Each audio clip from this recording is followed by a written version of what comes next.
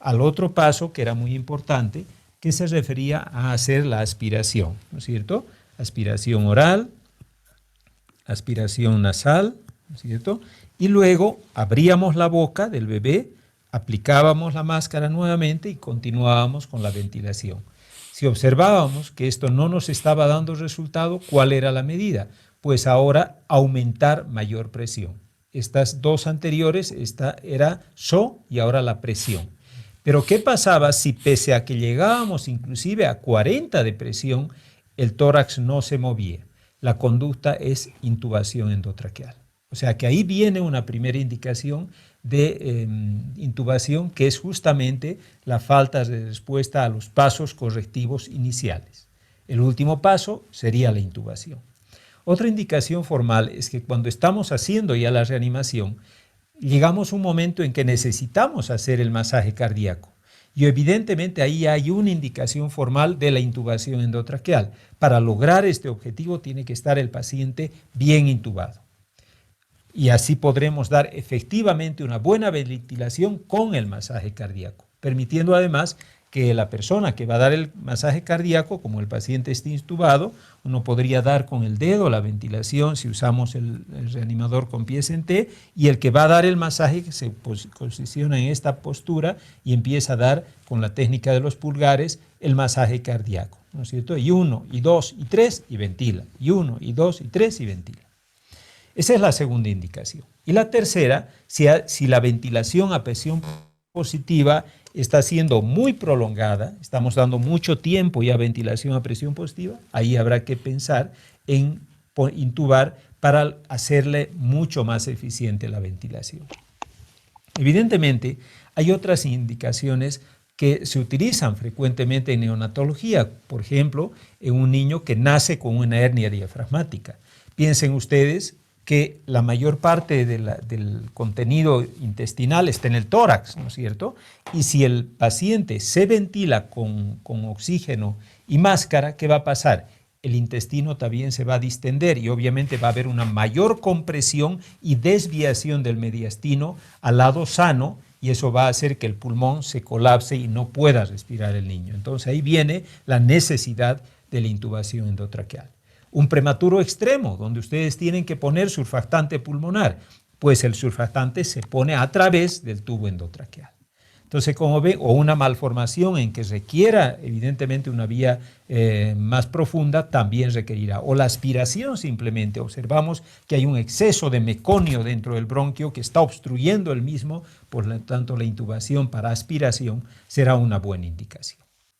Seguido a este paso, lo que necesitamos es primero conocer algunos referentes anatómicos para poder realizar la intubación endotraqueal y, por supuesto, también tener una imagen clara del material, del equipamiento que necesitamos para hacer la intubación endotraqueal. Evidentemente, uno de los elementos importantes en la anatomía es primero qué vamos a encontrar cuando estamos haciendo la intubación endotraqueal, o sea, vale decir, estamos poniendo el laringoscopio, ¿no es cierto?, en forma apropiada, y qué nos vamos a encontrar. Lo primero, la técnica de poder describir cómo vamos a hacer la parte de la intubación, se las voy a explicar, pero una vez que introducimos nuestra hoja en la cavidad oral del paciente y logramos ver, lo que primero vamos a llegar es a la base de la lengua. ¿Qué hay en la base de la lengua? Ahí está un espacio que se denomina la valécula. Ese espacio es el final de la lengua y el inicio de la epiglotis, ¿no es cierto? Entonces ahí es donde debe llegar la punta, el extremo de nuestra hoja. El extremo de la hoja llegará hasta esa valécula. Luego, obviamente, tenemos que conocer la epiglotis, que tiene una forma, en el texto ustedes lo veían, de párpado, o podemos decir una especie de lengua, ¿no es cierto?, que obviamente en cada inspiración se levanta para permitir la entrada del aire por la zona glótica. Esa es como una lengüetita que obviamente para intubar debemos levantarla, debe estar más levantada. Ya les explicaré cómo lo lograremos. Luego tenemos que ver la glotis. Y la glotis es un orificio muy claro donde observamos, según la imagen que ustedes están viendo, las cuerdas vocales en una forma de V invertida y dentro un orificio. Muy frecuentemente las cuerdas vocales están juntas y cuando el niño inspira se abren, se abren. Y eso permite evidentemente que en ese momento de apertura nosotros introduzcamos el tubo endotraqueal dentro de esa zona glótica. Obviamente tenemos que conocer la tráquea. La tráquea es el espacio, por supuesto, que se extiende desde la laringe hasta la carina. La carina es justamente donde se va a bifurcar, como ven ustedes en la imagen, los bronquios principales. Entonces, nuestro tubo endotraqueal va a entrar hasta la parte media de la tráquea, o sea, unos 2 centímetros por encima de la carina. Ya aprenderemos cómo introducir y hasta dónde poder meter, porque no estamos viendo ese elemento anatómico, ¿no es cierto? Entonces tenemos que ver hasta dónde, qué distancia va a introducirse el tubo endotraqueal. Conociendo esos referentes anatómicos que son básicos, importantes, también tal vez olvidaba comentarles del esófago, que está justamente por detrás de la imagen que nosotros tenemos de la zona glótica. Por detrás, una forma de como una boquita sonriente, ese es justamente el esófago, la entrada al esófago donde obviamente no tenemos que entrar. Bien, conocidos esos elementos anatómicos, hay varios materiales que ustedes también ven en la imagen que utilizamos para hacer la intubación endotraqueal. Tal vez el principal de ellos, el laringoscopio, ¿no es cierto? El laringoscopio tiene, por supuesto, 2 partes. El mango del laringoscopio, que ustedes lo ven más delgado que lo que han visto en adultos, ¿no es cierto? Porque evidentemente no podemos hacer demasiada fuerza en la utilización de este instrumento. Eso puede dañar al niño, por lo tanto tenemos que tener mucho cuidado y para eso se diseña un mango delgado. Y obviamente varios juegos de hojas de laringoscopio. Fíjense que tiene una particularidad, es recta, no es una hoja curva. Y eso permite que podamos bajar adecuadamente la lengua para visualizar ya en la valécula la epiglotis. Es una forma. Ahora, hay varios números. Hay un doble cero, cuando tenemos un niño prematuro extremo, menos de 800 gramos, probablemente tengamos que usar un doble cero, muy pequeñita. Vamos a utilizar la cero, que se utiliza en prematuros. Esta, por ejemplo, es una cero. Aquí está en la parte posterior, dice Miller, es la forma, porque las otras son las Macintosh, las curvas, pero esta Miller son las que llevan la hoja recta. Y por lo tanto, esta es, por ejemplo, 0. Esta es para prematuros, no extremos, pero prematuros. Y luego tenemos la 1, que se utiliza para recién nacidos a término, un poquito más larga. Aquí tengo la hoja 1, como ven ustedes, un poquito más larga que la anterior, con esa diferencia, no es grande tampoco la diferencia, que permite evidentemente la intubación en recién nacidos a término. Hay hojas más largas, por supuesto, estas por ejemplo, que igualmente son rectas, que son ya números para lactantes, ¿no? Para niños más grandecitos. Unido a esto, antes tenemos que verificar que esto funcione. Cuando ustedes estén haciendo la intubación deben probar su luz y ver si realmente está funcionando. Entonces, de esa manera podemos saber que esto va a poderse utilizar en la intubación. Necesitamos, por supuesto, tubos endotraqueales. Fíjense la particularidad del tubo. Este es un número 3, que voy a usarlo en este muñeco que les mostraré. Es recto, o sea, vale decir, no tiene cambios de dimensión, de diámetro. Hay tubos que venían antes más delgados en la punta para facilitar la intubación, pero la dificultad era que se obstruían tremendamente por secreciones. De ahí que se ha hecho que deben ser todos uniformes su diámetro. Está dotado de números, porque eso nos permite ver hasta dónde debemos meter el tubo endotraqueal. Por supuesto, en su otro extremo tiene un conector. En la parte final del tubo hay como una lengüeta, en realidad como un final curvo, que debe estar mirando arriba cuando vamos a hacer la introducción dentro de la zona glótica. Aparte de aquello, este no tiene, hay muchos tubos que tienen guías de cuerdas vocales. Voy a fijarme si alguno de los que tengo aquí, ninguno de ellos tiene, pero hay tubitos que tienen guía de la cuerda vocal y que evidentemente permite un cierto parámetro de hasta dónde puedo avanzar y luego ya me fijaré el número que debo introducir. Pero básicamente es una posibilidad, una alternativa también. Otro elemento importante es tener un esparadrapo, ¿no? Para poder hacer la fijación del tubo. Llegado el momento, ya les mostraré cómo vamos a utilizar ese sistema de fijación. Obviamente necesitamos un fonendoscopio que nos permita auscultar la buena introducción del tubo, un par de tijeras, sistemas de aspiración, sondas orogástricas para aspirar.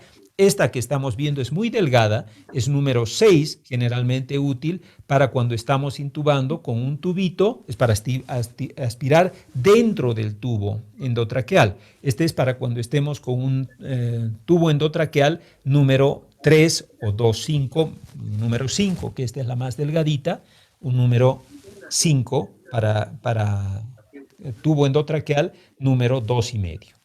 Y desde luego necesitamos también una sondita de aspiración oral, orogástrica, ¿no? Esta es orogástrica, pero es número 12, adecuada para aspirar las secreciones de la boca, que a veces se hace muy importante, muy imprescindible. Como ven en la imagen también, tenemos que tener un detector de dióxido de carbono, que eso es uno de los parámetros más importantes para darnos cuenta si la intubación ha sido efectiva. Seguidamente, luego de haber visto el material, de haber visto los conceptos anatómicos, vamos a ya posicionar al niño. Obviamente solo esto no se puede hacer. Tiene que hacerse por lo menos con 3 personas o 4, idealmente hasta 5, que realmente completen esta reanimación avanzada. Y en ese sentido, fíjense, el niño está en decúbito dorsal. La persona que hace la intubación se coloca en la cabecera del niño. Está colocada aquí. Los ayudantes están a los lados para hacer el seguimiento y orientar al que está realizando la intubación de qué procedimiento debe seguir. Colocado en esta posición, debemos asegurar que la cabeza esté con una ligera extensión. Para ello vamos a colocar un campito, ¿no es cierto?, como un rodete en la zona interescapular. No estamos colocando, si ustedes pueden ver, alcanza a ver la imagen, estamos colocando entre las escápulas. No está ni debajo ni encima, no está en el cuello, está justamente por debajo, por debajo de los hombros. Eso ha permitido, si ustedes observan, que hay una ligera extensión de cuello.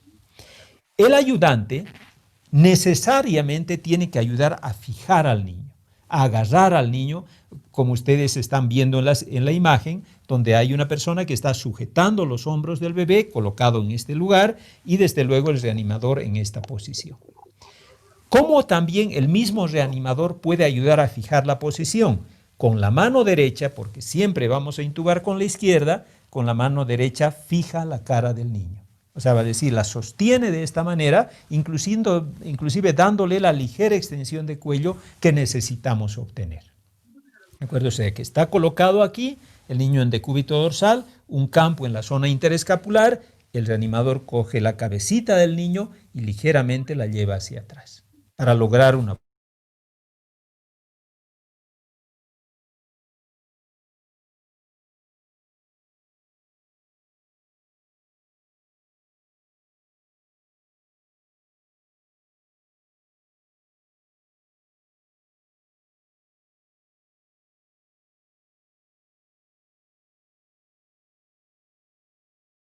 a la valécula.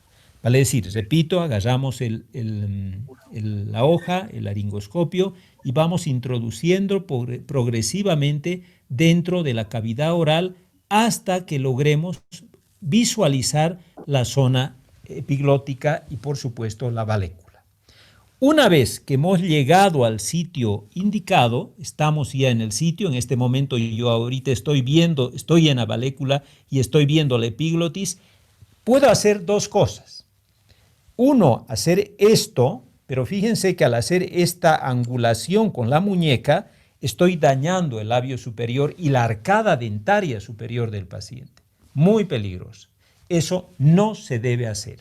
Lo que debo hacer, una vez que he llegado al punto ideal, sin desprender la vista de lo que estoy haciendo, es llevar el mango del laringoscopio en la misma dirección en que está apuntando.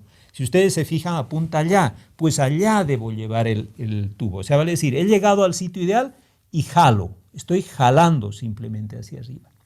Una vez que he hecho ese procedimiento, simplemente extiendo la mano y pido tubo endotraqueal.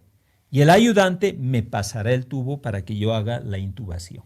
Bien, ya estoy visualizando en este momento, ya me han pasado el tubo, estoy sin desprender la vista de las cuerdas vocales y la zona glótica, introduzco mi tubo endotraqueal, ¿no es cierto?, siempre con el bisel, les decía, mirando hacia arriba, y voy a proceder en este momento a realizar la intubación. Estoy ya introduciendo, estoy esperando teóricamente abrir las cuerdas vocales, que se abran en el paciente las cuerdas vocales, y una vez que se han abierto, a veces se espera un ratito, una vez que se han abierto, ya introduzco el tubo. ¿Y qué hago ahora? Mire, usted ya sospecha que esté el tubo dentro. Sí, ahora debo sacar el laringoscopio. Pero el peligro en ese momento es que se salga junto con el tubo. Por lo tanto, debo fijar el tubo. Fíjense dónde está mi dedo índice de la mano derecha. Está en el paladar del paciente y entre el paladar y mi dedo está el tubo endotraqueal. O sea, lo estoy fijando con mi mismo dedo. Ahí creo que podemos verlo mejor y así con tranquilidad saco la hoja del laringoscopio. Posteriormente a esto, una vez que sigo así, puedo yo mismo, como intubador, agarrar, pedir la bolsa autoinflable, ¿no es cierto?, o el reanimador en pies en T y conectar al tubo endotraqueal. El tubo endotraqueal tiene un conector exactamente diseñado para estos instrumentos. Si, por ejemplo, he decidido utilizar el reanimador con pies en T, igualmente, fíjense, entra perfectamente. Y empiezo a dar, ya sea con el reanimador, la ventilación a presión positiva, o en su defecto, puedo hacerlo con la bolsa autoinflable. Está así y empiezo a dar. Ventila, 2, 3. Ventila, 2, 3. Y el ayudante me dirá qué cambios va viendo en el paciente. Mientras estoy todavía, fíjense, con el dedo fijando el tubo endotraqueal, el ayudante, y dando por supuesto la ventilación a presión positiva en el paciente, el ayudante verificará que haya movimiento torácico, ver que se mueve el tórax, por supuesto, mirará también y aplicará aquí el detector del CO2 y verá si cambia el color, pero también auscultará la entrada de aire. Yo estoy con el dedo ahí puesto, voy a dejar de ponerlo porque voy a hacer de ayudante, y verificará la entrada de aire simétrica. ¿Dónde lo hace? En la línea medioaxilar, bilateral. Y puede oír también aquí para ver si no está entrando en el estómago. ¿Te das cuenta? Entonces, mientras el reanimador va dando la ventilación a presión positiva, el ayudante está escuchando la entrada de aire, viendo si no está en el estómago, viendo el detector del CO2 si ha cambiado a color amarillo, por supuesto escuchando el latido cardíaco, puesto que uno de los indicadores más rápidos de la entrada correcta del aire es tanto el movimiento torácico como el aumento en el latido cardíaco. Entonces, de esa manera se da cuenta si la ventilación está siendo efectiva. Bien, una vez que estamos ahí, el reanimador está, por supuesto, con el dedo sin soltar y sigue dando la ventilación a presión positiva. El ayudante está auscultando los signos vitales, viendo la saturometría también, viendo cómo se encuentra el paciente en relación al detector de dióxido de carbono, etc. El otro ayudante va a fijar el tubo. O sea, va a hacer, porque el reanimador no se puede quedar con el dedo todo el tiempo ahí. Entonces tiene que fijar el tubo. Para eso utiliza una cinta como esta, ¿no es cierto?, que se vaya a poner al paciente. ¿Cómo la podemos medir? Más o menos tiene que llegar a ambas mejillas. ¿Y qué hace? Corta como un pantalón. Fíjense ustedes lo que estoy haciendo. Estoy cortando la cinta como un pantalón hasta la mitad. Hasta la mitad. Aproximadamente ya estoy en la mitad. ¿Sí? Una vez que ha hecho esto, pega en el lado derecho una manga del pantalón, digamos, bueno, el cuerpo del pantalón, y una manga o una pierna del pantalón la pega en todo el labio hasta el otro extremo. Ha quedado aquí parte, esta manga, ¿no es cierto?, para fijar el tubo, y envuelve el tubo con esta piernita. O sea, la va envolviendo, envolviendo, envolviendo, dejando el final dobladito para que puedas extraer el tubo. Y ahí se queda el paciente. El tubo está perfectamente fijado, no se mueve, esta cinta se suelta un poquito, está perfectamente fijado y ya sabemos que no va a moverse. Ahora bien, En el proceso de intubación, ¿hasta dónde el médico va a poner? Hemos dicho que hay una guía de cuerdas vocales, pero no es lo definitivo. Un elemento importante a medir es la distancia que va entre el tabique nasal y el trago. Se llama DNT, distancia nasotrago. Esa distancia se mide, por supuesto, con una cinta métrica, ¿no es cierto?, cuando el paciente ya está intubado para ver si debemos sacar o meter el tubo. Y fíjese que en este paciente, por ejemplo, ponemos en el tabique nasal, ahí está en el tabique nasal, y luego en el trago, de tal manera que este paciente, por ejemplo, tendría 10 de distancia nasotrago y se aumenta un 1. O sea que en resumen sería 11 el número que debe estar aquí fijado en el tubo endotraqueal. 11 tiene que estar en el tubo y ese 11 tiene que coincidir con el labio del paciente. ¿De acuerdo? Y esa es la distancia adecuada para nuestro niño. Aquí me voy a fijar dónde estamos. Estamos justamente en 11, o sea que está adecuadamente colocado. Y continuamos con la ventilación a presión positiva. Evidentemente, ahora lo que esperamos es que el ayudante nos diga de que está aumentando el latido cardíaco, que la saturación está mejorando. Iremos haciendo los cambios respectivos en cuestiones de fracción inspirada de oxígeno para mejorar la saturación y evidentemente esperar respuestas a ver cómo está y ver si ya podemos disminuir la frecuencia o cambiar a un masaje cardíaco si así lo requiere el paciente. ¿De acuerdo? Esta intubación, les decía, también es útil para poder hacer aspiraciones bronquiales. En niños con meconio espeso que se han broncoaspirado, se puede aspirar por el tubo. Obviamente, como les decía, se elige una sonda delgada, en este caso voy a elegir la número 6, y se introduce por el tubo endotraqueal, ¿no es cierto? Se va introduciendo por el tubo hasta poder aspirar. Habitualmente vamos aspirando con una trampita para ir sacando todo el meconio que ha ingresado en la zona bronquial del niño y luego evidentemente ya podemos sacar y dejarlo sin secreciones para que el niño ventile adecuadamente.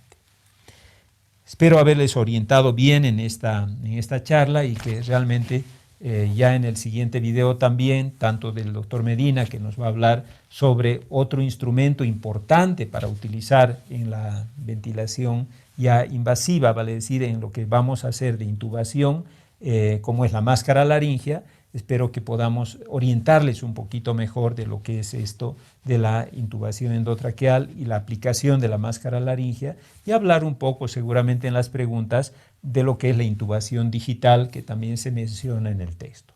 Muchas gracias por su atención.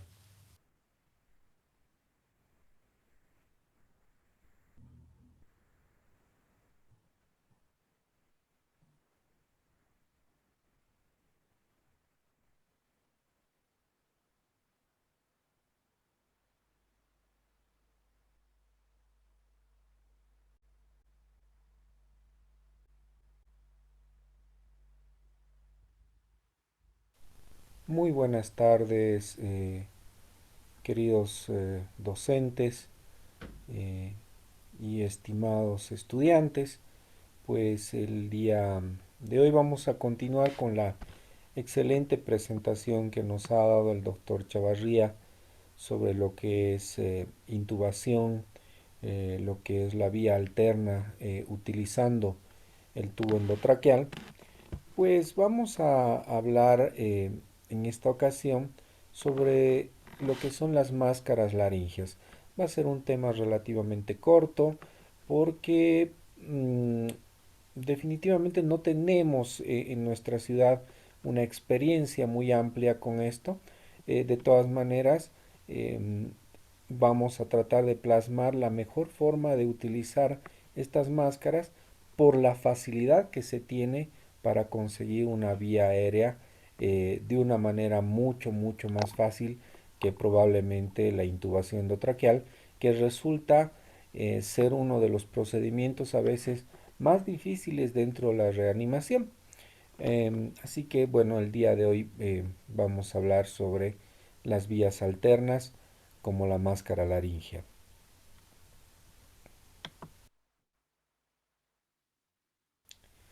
¿Qué es lo que vamos a aprender en esta ocasión? Pues vamos a aprender cuándo considerar el uso de una máscara laringea para poder realizar ventilación a presión positiva y por supuesto va a estar enfocada sobre todo la charla en lo que es colocar una máscara laringea. Tomando en cuenta algo muy importante, ¿no? Que la vía aérea del recién nacido tiene particularidades que hacen que no siempre sea muy fácil la ventilación y no siempre sea muy fácil lo que es la intubación. Consideremos de que de por sí el recién nacido tiene las estructuras mucho más pequeñas que las de un adulto y por supuesto también la disposición de estas estructuras no siempre es parecida a la del adulto, ¿no? Em, Así que eh, particularidades como el hecho de que tenga un occipucio muy prominente y que necesitemos colocar un rollito detrás de los hombros para poder alinear la vía aérea, el hecho de que las fosas nasales son muy estrechas y que la respiración es netamente nasal y que cualquier alteración a nivel de las fosas nasales pues va a desencadenar una dificultad respiratoria y además pasando por lo que es la macroglosia fisiológica que tiene el niño, ¿no? La glotis que la tiene mucho más alta que un adulto, las cuerdas vocales inclinadas y el anillo cricoides estrecho, pues son particularidades que hacen que no siempre sea muy fácil conseguir una vía aérea en este paciente, ¿no? Por lo cual nosotros vamos a buscar otras alternativas para poder realizar una buena ventilación a presión positiva en este paciente, cuidando siempre, obviamente, la integridad de este.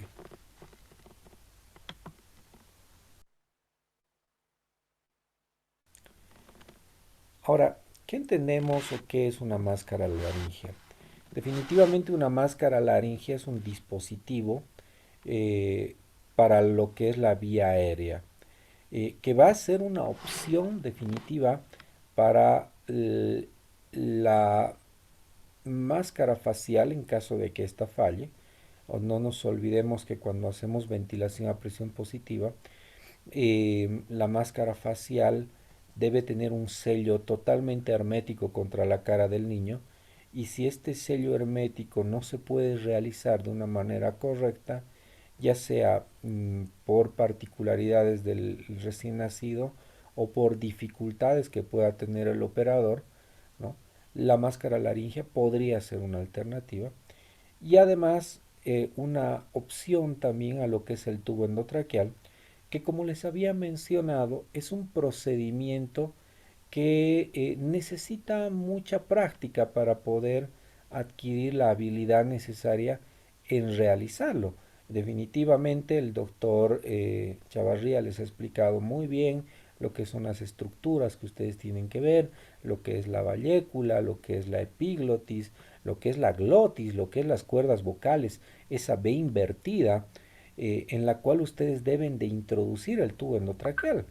Pero por supuesto que para poder lograr visualizar estas estructuras, ustedes tienen que tener una técnica del uso del laringoscopio y de las palas de Miller o de Macintosh, eh, una técnica bastante buena, ¿no? Y además, pues tener en cuenta de que no se requiere mucha fuerza, sino más habilidad, cosa que se va aprendiendo con el tiempo.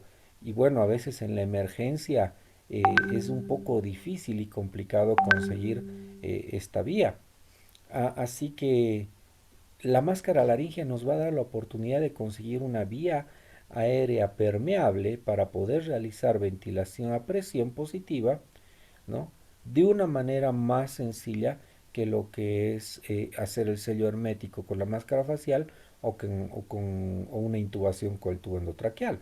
Ahora, esta estructura denominada máscara laringea va a llegar a avanzar hasta cubrir lo que es la glotis, ¿no? Por encima de la glotis. Por lo tanto, va a ser una máscara supraglótica, que es otro nombre que adquiere. ¿Y cuáles son las características que tiene esta máscara supraglótica?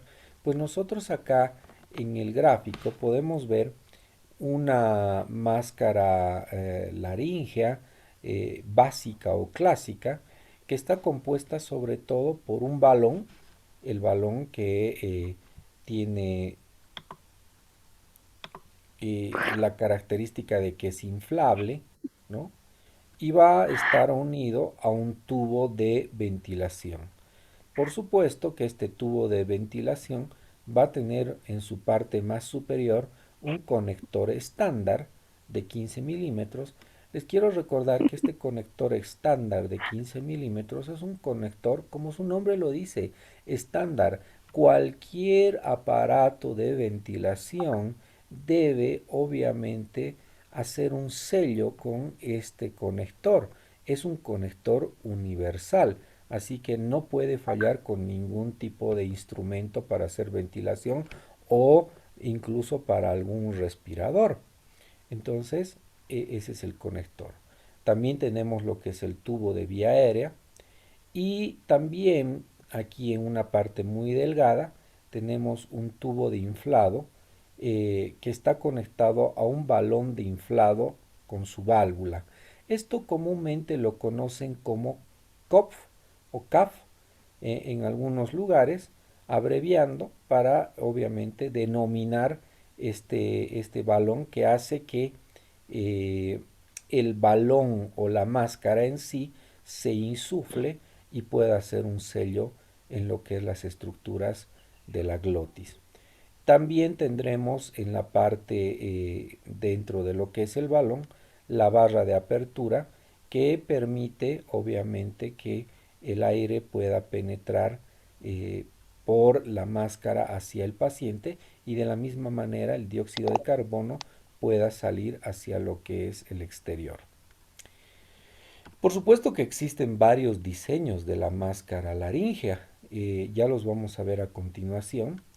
Em, y la particularidad de esta máscara es que cuando nosotros estamos haciendo presión positiva en este tubo de ventilación, esto va a permitir de que esta presión recorra este tubo y se transmita a lo que es las estructuras de la vía aérea inferior, a partir de la glotis y después hacia la tráquea para dirigirse por supuesto a los bronquios y después a los pulmones, ¿no?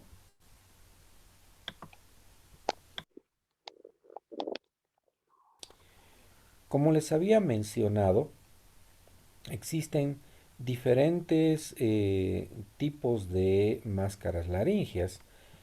La máscara laringea, los dos grandes grupos de máscaras laringeas son la máscara laringea clásica y la máscara laringea IGEL. Eh, Hace un momento en la anterior diapositiva les había mostrado una mascarilla, una máscara laringea clásica que tenía la particularidad de que solamente tenía un tubo unido obviamente hacia lo que es el manguito o la máscara o el balón y tenía el CAF. Pues aquí dentro de las variantes que tiene la máscara clásica, podemos encontrarnos con que existen también algunas máscaras que tienen un tubo de drenaje. ¿Para qué sirve ese tubo de drenaje?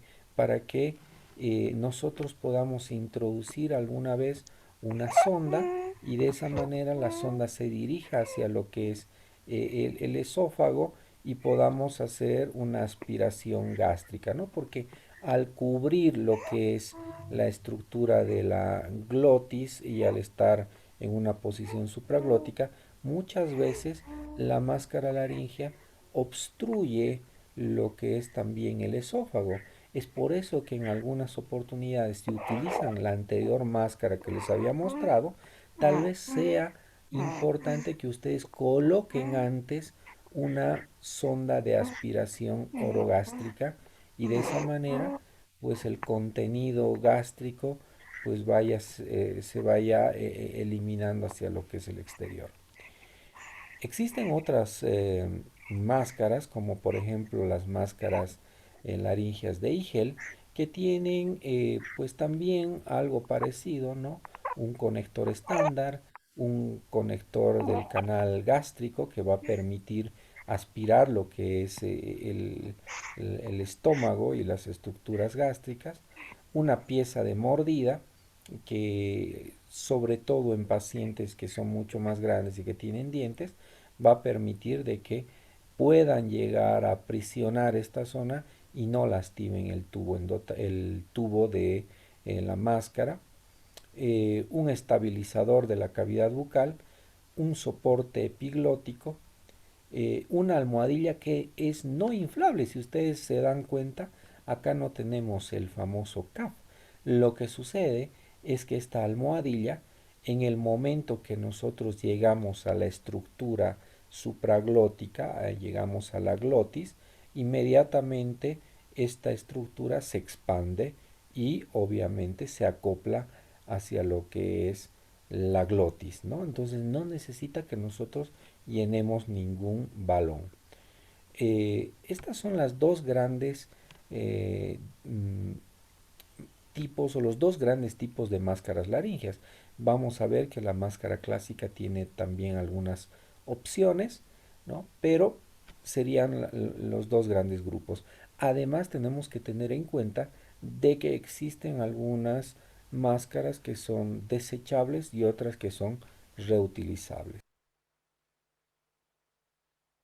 Acá tenemos dentro de las máscaras laringeas clásicas la Proceal, la Supreme, las Fast Track, que son variantes de lo que es la máscara laringea clásica. La máscara clásica, pues como ustedes pueden ver, solamente es un tubo con su balón.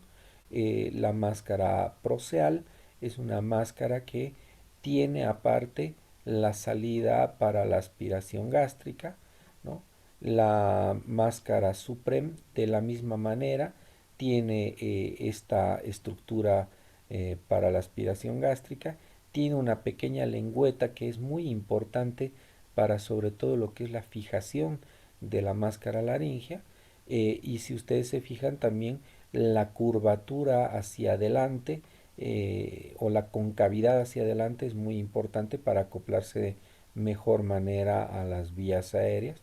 Y acá tenemos, ¿no?, otras, la Fast Track que también tiene lo que es el CUF, todas estas tienen el CUF para poder insuflarse y acoplarse a lo que es la porción supraglótica, ¿no? Incluso hoy por hoy hay algunas máscaras que ya tienen una cámara para poder introducirlas.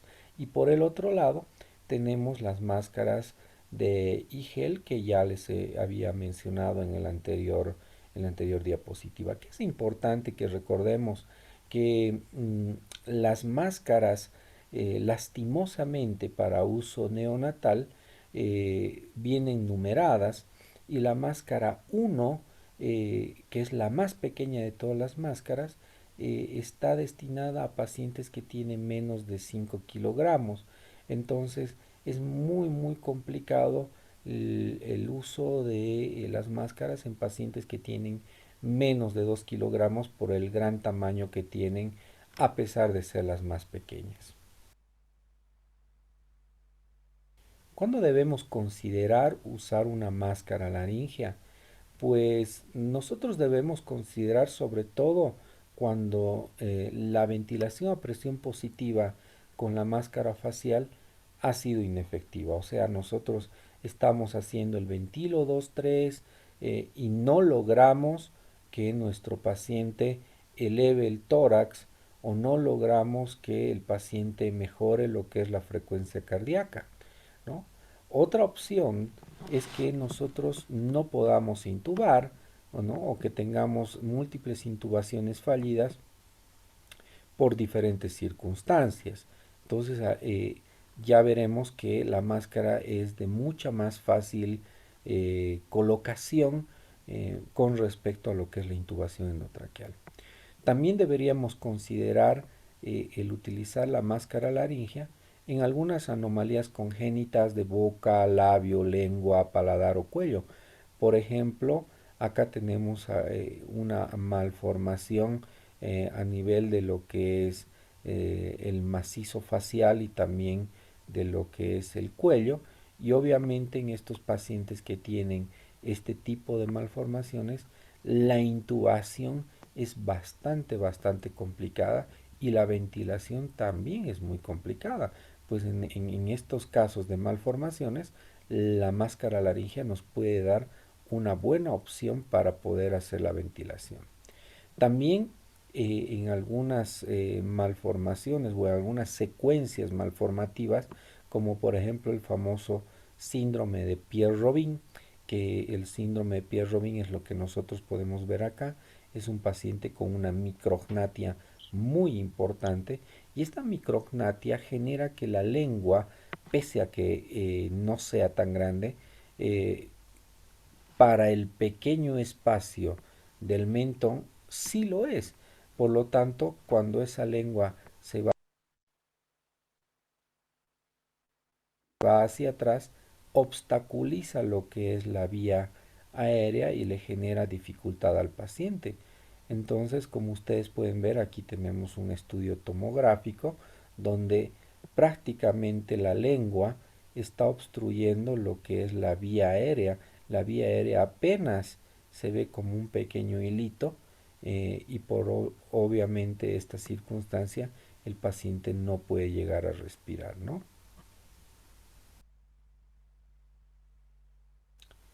¿Cuáles van a ser las limitantes de la máscara laringea? Pues una de las limitantes es la succión. Obviamente que les he demostrado que hay algunas máscaras laringeas que tienen un canal para un canal gástrico para poder absorber, pero también mientras más canales tiene o mientras esta estructura tiene o la máscara laringea tiene un canal más, se hace mucho más grande, por lo tanto es mucho más difícil introducirlo en pacientes pequeños. Y también les había comentado que la máscara más pequeña es para pacientes que tienen más de 2 kilos y menos de 5 kilos. O sea, entre ese margen de peso se encuentra la máscara laringea. Por lo tanto, no siempre la máscara uno que es para estos pacientes, va a tener la posibilidad de tener paralelamente este canal de aspiración gástrica, ¿no? Eh, También recordar que muchas veces las altas presiones que nosotros podamos utilizar pueden generar que nosotros mandemos no solamente la presión a la vía aérea inferior, sino también, como ustedes han visto, podemos mandar un poco de esa presión a lo que es el estómago o la vía gástrica y eso generar una molestia si es que no se ha colocado una sonda de aspiración orogástrica o si es que no se está haciendo aspiraciones.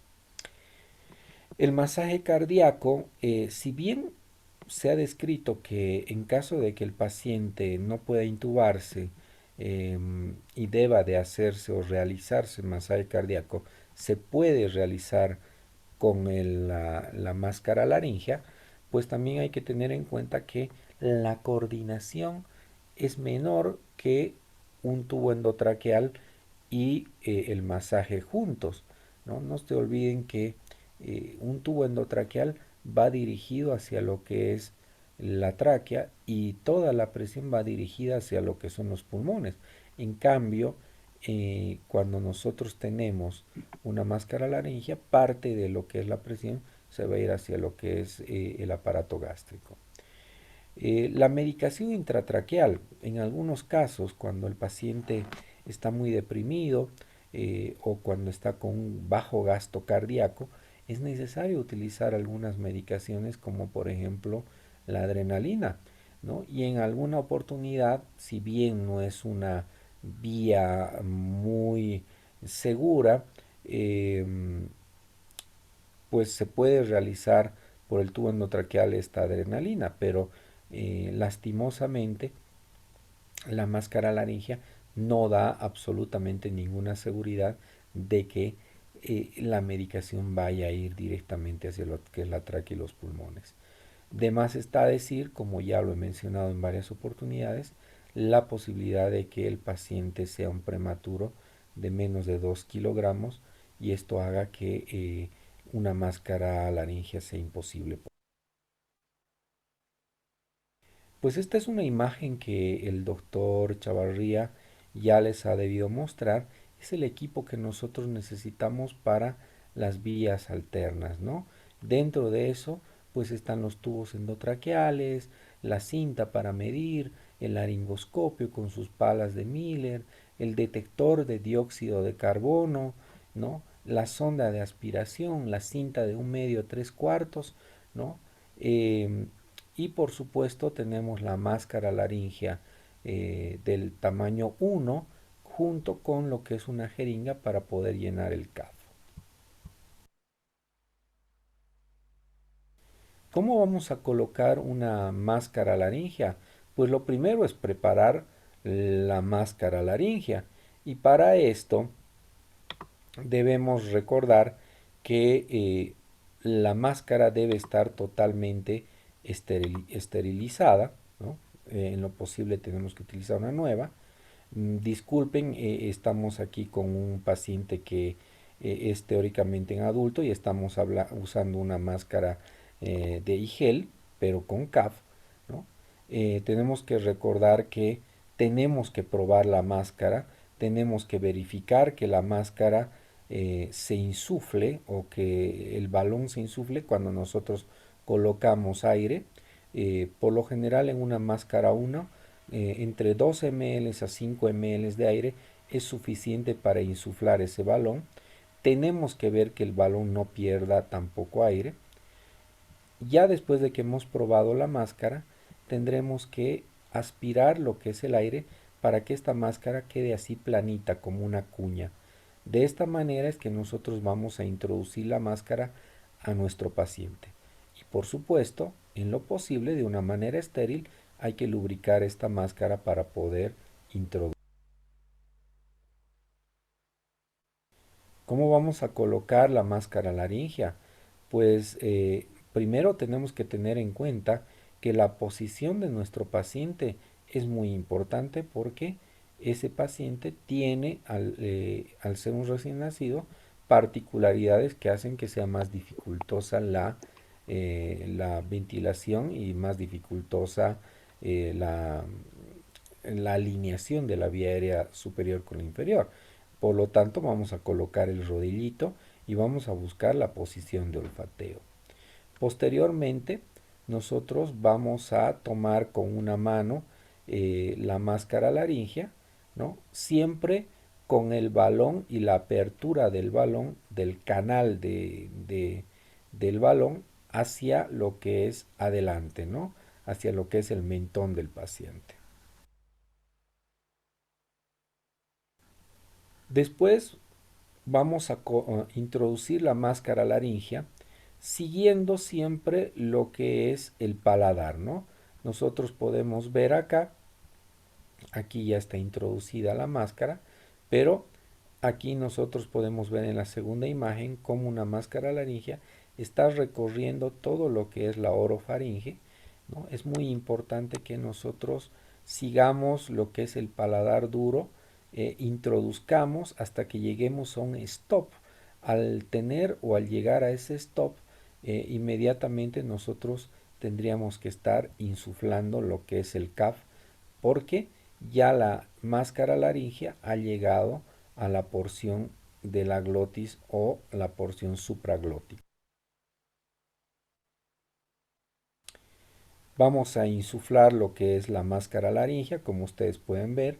Vamos a poner en el CAF una jeringa que va a tener entre 2 y 5 ml, eso dependerá mucho de la máscara que se esté utilizando y eso nos va a permitir que dentro del paciente la máscara laringea o el balón de la máscara laringea se insufle y el sello sea mucho más.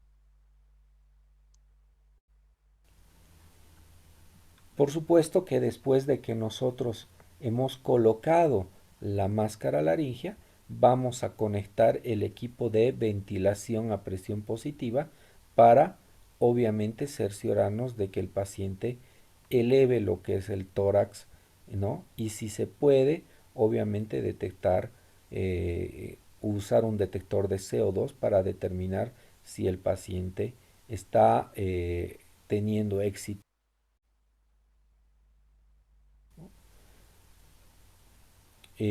Muy importante, aquí como ustedes pueden ver ya está el detector de CO2, muy importante que nosotros aseguremos la máscara laringea. En caso de que el paciente tenga esta máscara laringea que tiene una pequeña lengüeta, ¿no? En esta zona, simplemente nosotros con una cinta de 1/2 o de 3/4 vamos a colocar la cinta sobre la lengüeta, ¿no? Y sobre lo que es la cara del recién nacido para que la comprima hacia abajo y esta máscara no se salga. En caso de que no se tenga estas máscaras con esta pequeña lengüeta, pues nosotros podríamos utilizar la misma técnica para lo que es la fijación del tubo endotraqueal que el doctor Chavarría. ¿Cómo vamos a confirmar que una máscara laringe está correctamente colocada? Pues vamos a utilizar el detector de CO2. En caso de que se ponga amarillo, significa de que el paciente está eliminando CO2 y en caso de que el paciente o se ponga lila, significa de que no se está eliminando CO2. Podremos también utilizar lo que es la aspiración, ¿no? No se olviden que les había mencionado que en caso de que ustedes tengan una máscara laringea que no tiene la posibilidad de aspiración, pues puedan colocar una sonda orogástrica antes, ¿no? Y en caso de que tengan una máscara laringea que tenga este dispositivo de aspiración, se podrá hacer la aspiración directamente por ese pequeño. Bien, en este caso, por ejemplo, les voy a hacer una demostración de lo que hemos hecho en el hospital ginecobstétrico. Lastimosamente la máscara laringea que teníamos em, es un poco grande para el paciente, pero nos ha permitido introducírsela. No tenía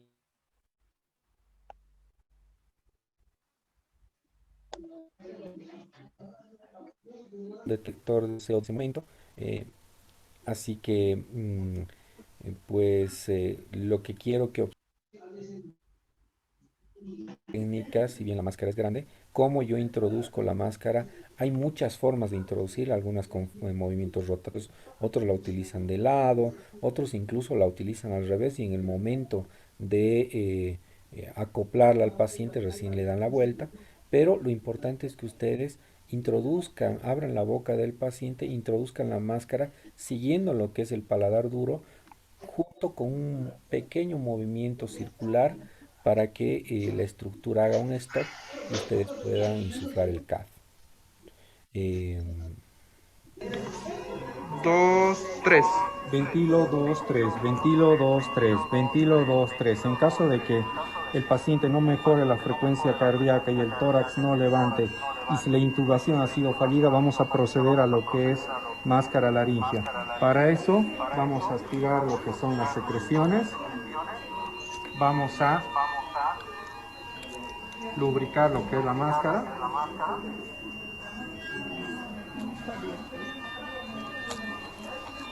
Vamos a introducir la máscara.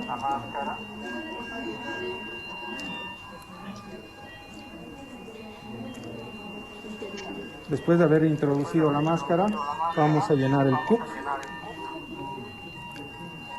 y vamos a continuar con lo que es la ventilación.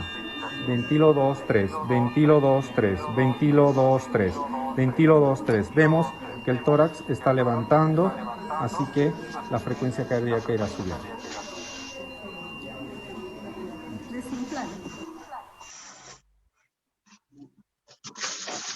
¿Cuándo deberíamos retirar la máscara laringea?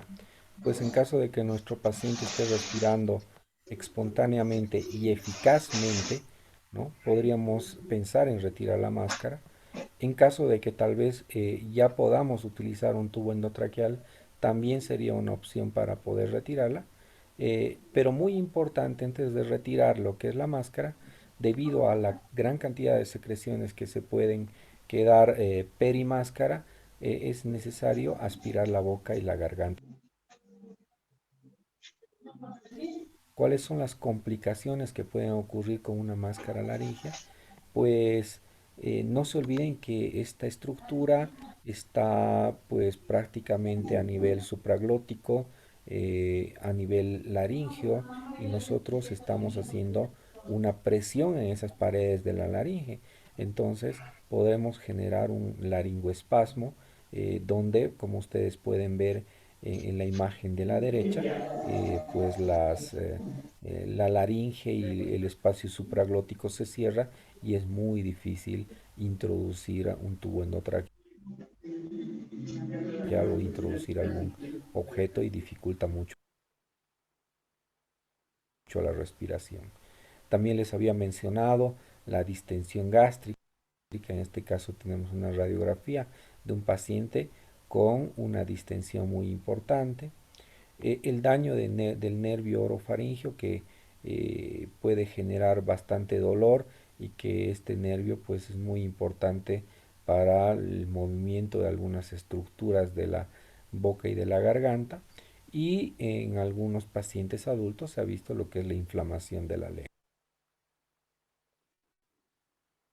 Pues bien, les agradezco mucho, espero que les haya servido. En realidad esta técnica es muy nueva, tanto para ustedes como para muchos de nosotros, pero con seguridad, como se los he demostrado, no es tan difícil como lo que es la intubación, y viene siendo una muy buena alternativa en caso de que el paciente no pueda ser ventilado por máscara o la intubación fuera o fuese muy difícil. Que tengan muy buena.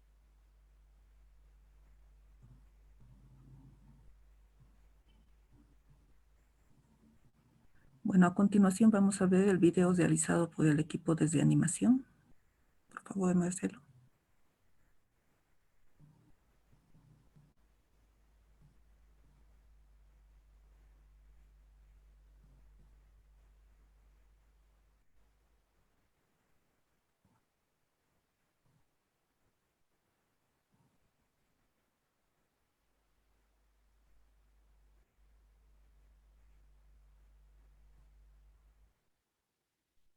Doctora Rodríguez, ¿cómo está? ¿Cómo le va? Le cuento que tenemos una emergencia y ahorita estoy viniendo de abajo de urgencias. Una señora ha sufrido un accidente de tránsito, le ha golpeado un vehículo y ha hecho una ruptura uterina. Urgente, estamos entrando a cesárea. ¿Es un feto único? Es único, es único. ¿Es a término? A término, 38 semanas. ¿Líquido amniótico? Meconial, doctora. Doctor? Meconial está así, espeso el meconio. ¿Algún otro factor de riesgo? Sí, le cuento que hemos estado monitorizando, la mamá ha entrado en shock, o sea, ha llegado choqueada, ya van 2 paquetes de sangre, ahora es estable, parece que ha pasado la hemorragia y estamos subiendo. El bebé está con un latido de 80 y no hay variación. Entonces, Los movimientos fetales nulos, o sea, no se mueve, aparentemente no se nota nada de vitalidad en el pequeño. está bien, Estamos entrando ahorita. está bien, voy a preparar el Por equipo. favor, yo ya...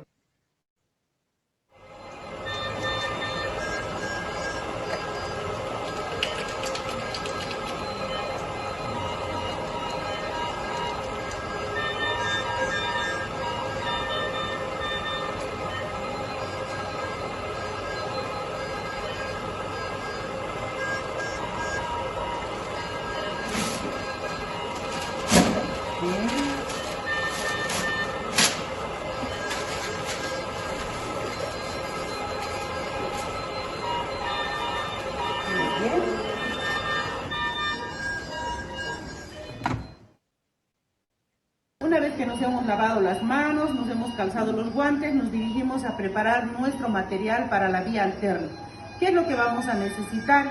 Entonces tenemos que preparar, lo principal va a ser nuestros diferentes dispositivos, ¿sí? Como en este caso tenemos nuestra bolsa autoinflable, ¿no?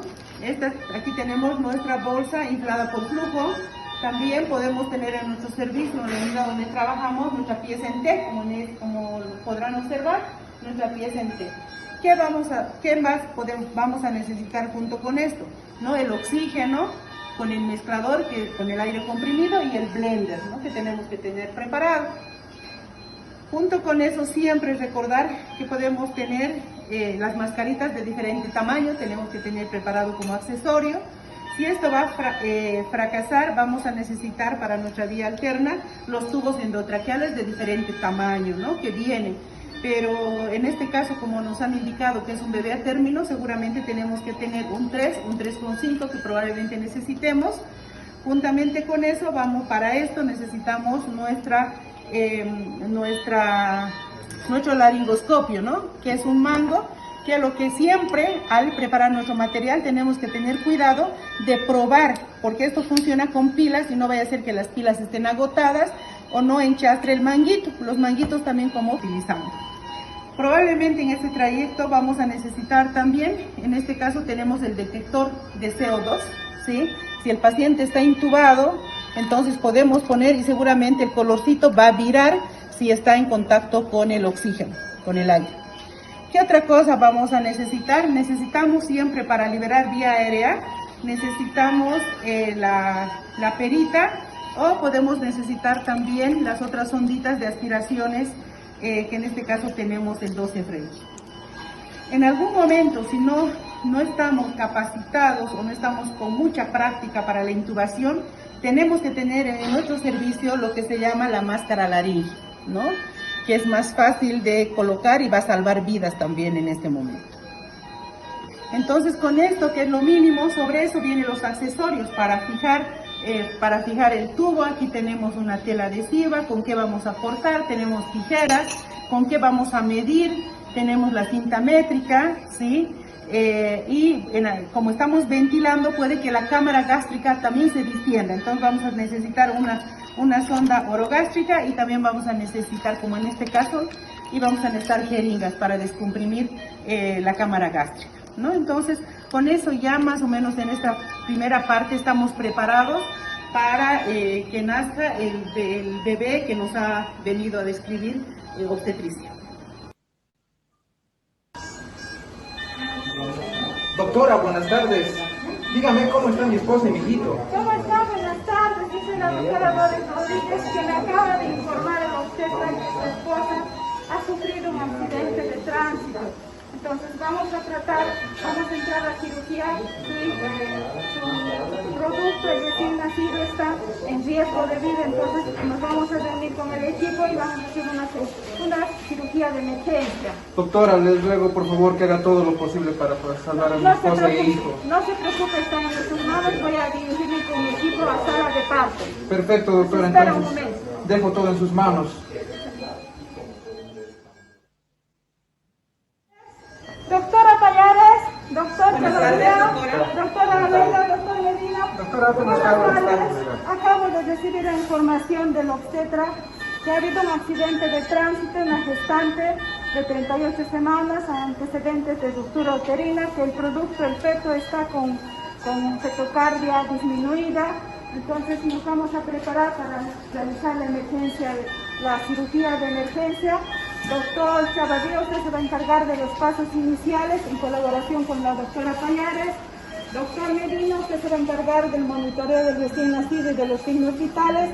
Doctora Leida, usted se va a encargar de realizar ventilación a presión positiva y pasos correctivos en colaboración con el doctor Chavarría. Y doctora Payares, usted va a realizar vía alterna cuando tengamos al recién nacido. Muy bien, doctora, está bien. Perfecto, doctora. Gracias.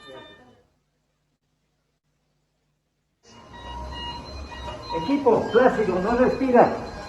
Aspiración.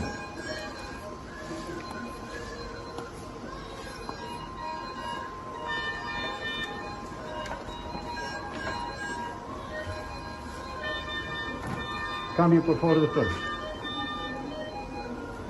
Doctor Medina, evalúe.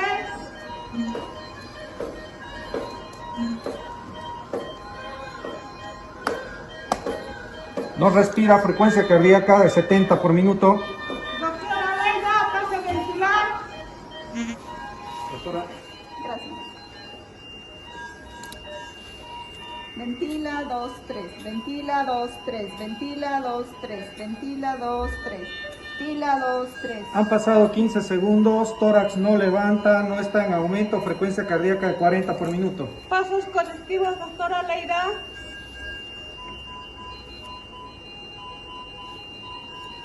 Ubicamos. Ventila 2, 3, ventila 2, 3, ventila 2. Frecuencia cardíaca de 40, tórax no levanta, no va en aumento.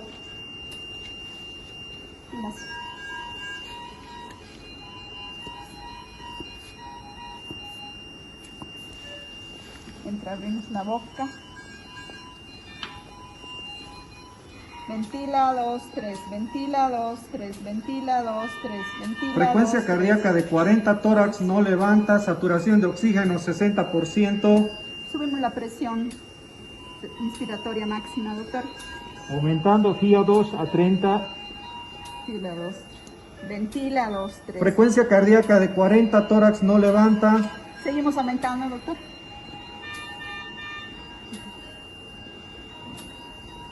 Ventila 2, 3, ventila 2, 3. Frecuencia cardíaca en 40, no aumenta, tórax no levanta. Seguimos aumentando. Ventila 2, Saturación, 3. doctor Medina, ¿cuánto está? 60%, doctor. Subiendo un poco a 40 ya. Frecuencia cardíaca 40, continúa en 40, no levanta, no va en aumento, saturación de 65. Seguimos subiendo. Ventila 2, 3, ventila 2, 3. Ventila 2, 3, ventila 2, 3. Presión ya en 40, doctor. Frecuencia cardíaca en 30, tórax no levanta, saturación de oxígeno 65. Doctor Chavarría, prepárese para la intubación endotraqueal. Laringo. Gracias.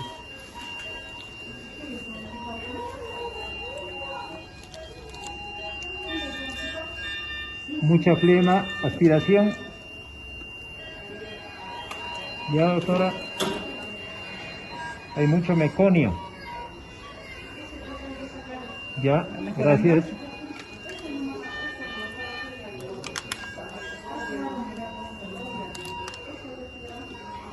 Por favor. ¿Va bien? Tubo.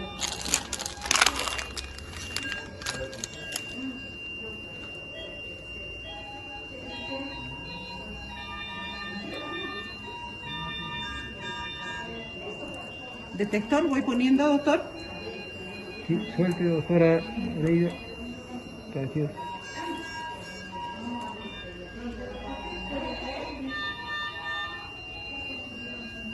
Saturación.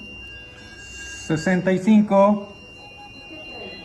Frecuencia cardíaca 40. Bolsa autoinflable o reanimador en pies en T. Reanimador en pies en Gracias. T con detector de mascarilla, CO2. con mascarilla.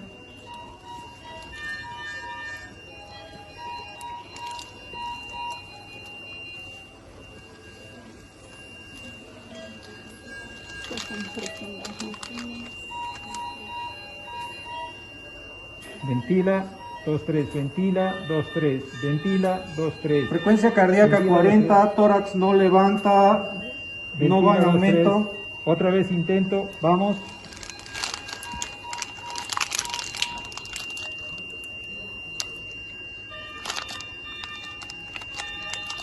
Perfecto.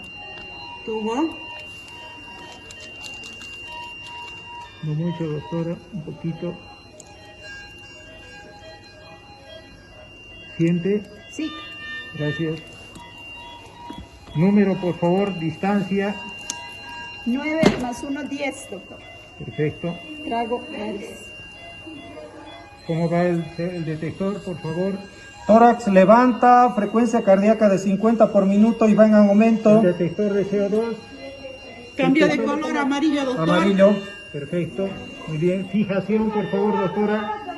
Verifique cómo está Entrada del el número, por favor, en 10, doctora, en 10. Perfecto, en 10. Vaya sacando un poco, doctor.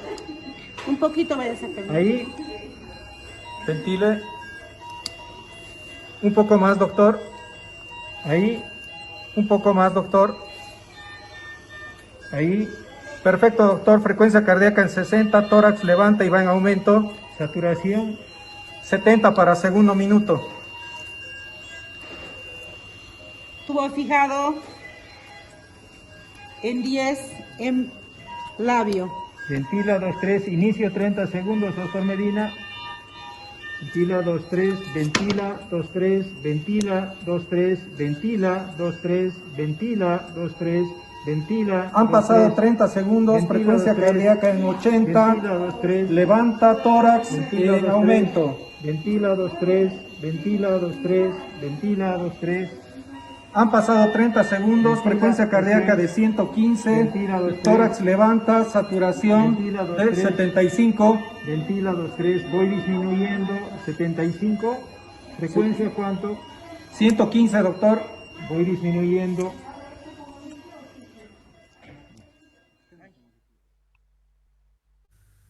Muy buenas.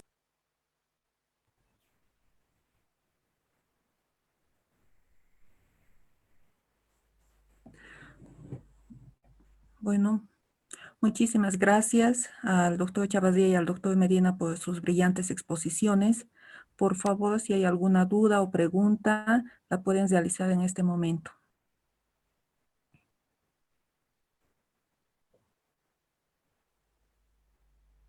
Jóvenes.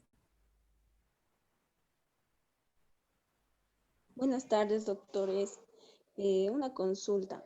En el caso de tubo endotraqueal, la guía menciona que también se puede utilizar un estilete para dar más firmeza al tubo. ¿Cuándo tenemos que utilizar este estilete y por qué en los videos no se ha utilizado?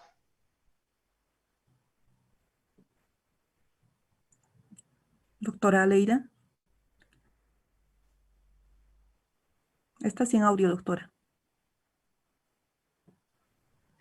Perdón, gracias. Buenas tardes. El estilete también se llama guiador y se puede utilizar para dar firmeza al tubo. En este caso no hemos utilizado porque no teníamos disponible en ese momento un guiador. Hay que tener siempre cuidado que este guiador, que generalmente es metálico, no exceda la punta del tubo endotraqueal, porque si excede esta punta podemos dañar al bebé, ¿no? Cuando vayamos a hacer la intubación. Para evitar eso, lo que se hace es en el otro extremo del tubo endotraqueal hacer un doblez de este guiador. Así nos aseguraremos que este no vaya a exceder el tubo endotraqueal en el extremo donde va a ingresar al paciente, ¿no? El guiador nos ayuda para, como les decía, para que haya más firmeza en el tubo endotraqueal y sea un poco más fácil la intubación. Doctora Rodríguez. Está sin audio, doctora. Doctora, está sin audio. Muy buenas tardes a todos los alumnos y a los docentes. Primero, muy lindas las presentaciones de los dos docentes. Quiero complementar lo que dijo la doctora Aleida, que por qué no se ha utilizado un guiador o un estilete que habitualmente, antiguamente, se colocaba para que el tubo endotraqueal tenga mayor firmeza en la introducción. Actualmente se está desusando, ya no tenemos en los hospitales, no se tiene esto, porque los tubos endotraqueales los tienen en los refrigeradores, entonces están congelados totalmente en sus envases, de manera que van a estar más rígidos. Entonces, así no vamos a producir ningún trauma cuando utilicemos un estilete que sea, o un guiador de tubo endotraqueal que sea metálico o que sea de otro material que a veces viene siliconado. Entonces, en la actualidad ya no hay. Entonces, dada que este procedimiento es por personal especializado, entonces uno tiene que tener la capacidad de poder introducir sin el guiador. Entonces, requiere práctica y requiere dominio. Por lo tanto, cualquier persona sin haber realizado una previa práctica de esto no lo puede realizar, porque va a originar traumas en la región de la base de la lengua o al introducir en el orificio glótico. Entonces, más que todo es conocimiento, técnica y entrenamiento para ahora ya haber desusado el estilete o guiador en los tubos endotraqueales. Muchas gracias, doctora. ¿Alguna otra pregunta, jóvenes? ¿O alguien que quisiera complementar? Doctores, buenas tardes. Queremos agradecerles por la tan bonita presentación, ha estado genial y muy lindo. Yo particularmente me he emocionado con el video. Quería hacerle una pregunta. Leía cuándo se tiene que utilizar la máscara laringea y decía que una de las urgencias era cuando se estaba administrando surfactante. ¿Cuándo se usa esto? O tal vez de malentendido? Doctor Chavazía. Sí, gracias. En realidad, en el uso de la máscara laringea, una de las contraindicaciones es el uso del surfactante. Recuerden ustedes que el surfactante pulmonar es una sustancia que necesariamente tiene que usarse en niños, generalmente en neonatos prematuros, y además se da en el área bronquial, o sea, tiene que ser intrabronquial, y tienen que asegurarse de que esté en el bronquio. De tal manera, si utiliza una máscara laringea, corre el riesgo de que la mayor parte del surfactante entre a la vía digestiva, de tal manera que no pueda administrar la dosis que usted ha calculado. Por lo tanto, en realidad, no es una indicación de máscara laringea. El surfactante se administra por tubo endotraqueal. Gracias, doctora. Gracias por la aclaración, doctor. ¿Alguna otra pregunta, jóvenes?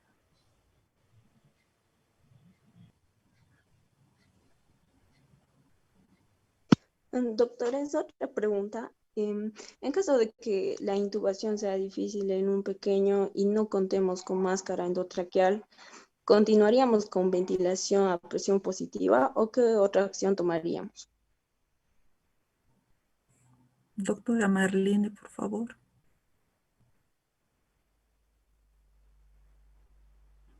Doctora, ¿está? Doctora, ¿puede repetirme la pregunta, por favor? Doctora. Preguntaba la alumna, doctora, si en caso de una intubación difícil y no contar con máscara laringea, ¿qué podrían hacer? Es importante, ¿no? O sea, si nosotros nos estamos preparando para una reanimación avanzada, recuerden que ese poco porcentaje, porque la mayoría de nuestros bebés salen con ventilación a presión positiva. Eso siempre tenemos que recordar, ¿no? Casi un 1 a 3% es donde nosotros vamos a llegar a lo que es a este punto que utilizamos máscara laringea o intubación. Si nosotros fracasamos en 1 o 2 intentos de querer intubar, ¿no? Entonces lo que vamos a seguir haciendo es ventilar, ¿no? Dar oxígeno al paciente y buscar a alguien que sea experto en este procedimiento, ¿no? Entonces yo creo que es buscar ayuda, ¿no? Es un trabajo en equipo y buscar en ayuda. No sé si algún colega tiene alguna otra opinión más, doctor Chavarría, doctora Rodríguez. Yo, doctora, un poquito respondiendo a Abigail. ¿También? Hay casos en los que tenemos, como decía la señorita, ese niño, por ejemplo, que requiera intubación y uno no esté capacitado, que no sepa intubar o no se anime a intubar, no cuenta con la máscara laringea, sí puede ser llevado al hospital de referencia mediante la utilización de la ventilación a presión positiva. Lo ideal es que vaya intubado, pero si no sabemos intubar, puede ir con ventilación a presión positiva hasta el hospital de referencia. Doctor José Luis, quería... Sí, recordarles simplemente que hay 3 opciones, ¿no? Una es la intubación endotraqueal. Si no le es factible, recurre a la máscara laringea, pero tiene una tercera, que es la intubación digital. La intubación digital aparentemente es efectiva en los recién nacidos. Es más, teóricamente es más efectiva en el recién nacido. ¿Y cómo es esto? Mira, sí, ustedes lo han leído en el texto, hay una intubación digital. Con el dedo índice se introduce el dedo índice en la boca como si estuvieran poniendo un laringoscopio hasta llegar a la valécula. Piensen ustedes, el tamaño del bebé es como para cualquier dedo índice. Se introduce más o menos así. Ya llega usted a la valécula, porque siente el stop de la valécula. Y ahí, con la otra mano, puede ser derecha o izquierda, si usted es diestro con la derecha, introduce el tubo endotraqueal, guiándose en realidad por el dedo. Esa es la forma de introducir el tubo endotraqueal digital, que ya les digo, se está tomando muy en cuenta como alternativas a los dos procedimientos anteriormente descritos. Muchas gracias, doctor. Jóvenes, ¿alguna pregunta más?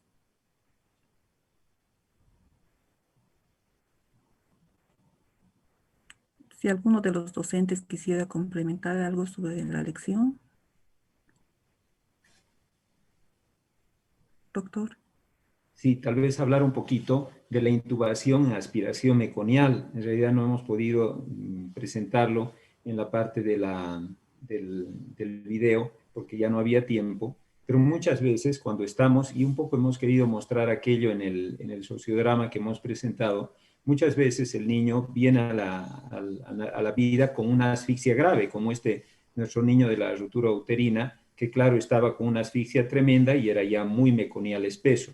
Entonces, a veces ingiere mucho meconio en el área bronquial y después de intubar, usted observa que sale meconio por el tubo. O sea que recuerden también es una buena alternativa hacer la intubación intrabronquial para aspirar todo el meconio que puede estar presentando el paciente. Y luego de que ha aspirado todo el meconio, ya con más seguridad y efectividad, sobre todo, puede dar esta ventilación a presión positiva.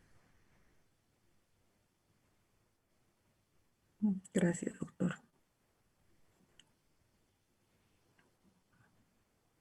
Jóvenes, ¿alguna pregunta? Buenas tardes. Yo quería que me aclararan una duda que tengo. En la presentación del doctor Chavarría mencionó que para un recién nacido a término, el número de tubo endotraqueal era 1. Y en el video mencionaron que era de 3 o 5. Quería que me aclarara esa parte, o sea, en un recién nacido, ¿qué número de tubo endotraqueal específicamente se tiene que utilizar? ¿O qué hay que ver para ver qué tubo endotraqueal usar? Doctor Chavarría. Sí, gracias por darme la palabra. En realidad, lo que yo decía que tienen que utilizar la hoja 1, no el tubo 1. La hoja del laringoscopio es la 1. En realidad no hay tubos 1. Recuerden, los tubos que usamos en el neonato es 2.5, 3 y 3.5. Hay dos métodos de poder elegir el tubo, tienen que recordar. Si es un niño pequeño, menos de 1 kilo, menos de 1 kilito, es 2.5. Si va de 1 kilo a 2 kilos, es 3. Y si es más de 2 kilos, es 3.5. En este caso, hemos pensado que es un niño de 3 kilos y por lo tanto se elige el 3.5. Ahora bien, el otro método que también es bastante bueno, es muy adecuado para elegir el diámetro, es la edad gestacional. Porque eso ya lo tiene antes de nacer. Porque ustedes me dirán, pero doctor, usted está calculando 3 kilos, pero por ahí tiene menos, no sé, es muy chiquitito, tal vez ha calculado mal, hecho mal el cálculo, es cierto, o sea, puede ser. Y de ahí que se ha diseñado un cálculo por edades gestacionales.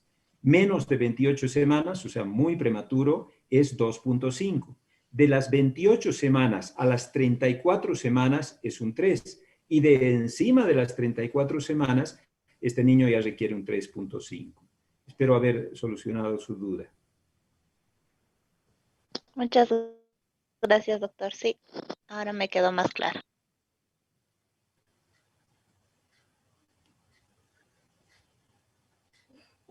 Buenas tardes, doctores. Una preguntita. ¿Por qué cambia de color cuando se administra adrenalina? O sea, ¿por qué cambia el color amarillo? Doctor Medina, por favor. Muy buenas tardes. Bueno, el detector se denomina detector de CO2. Lo que ocasiona es una reacción química que cuando este detector siente la presencia de esta sustancia, del CO2, hace un cambio de coloración. Es una reacción química que sucede. Ahora, evidentemente, esta reacción química puede alterarse por algunas sustancias, y eso lo tenemos que conocer siempre, y además que tenemos que verificar el equipo de la bolsita.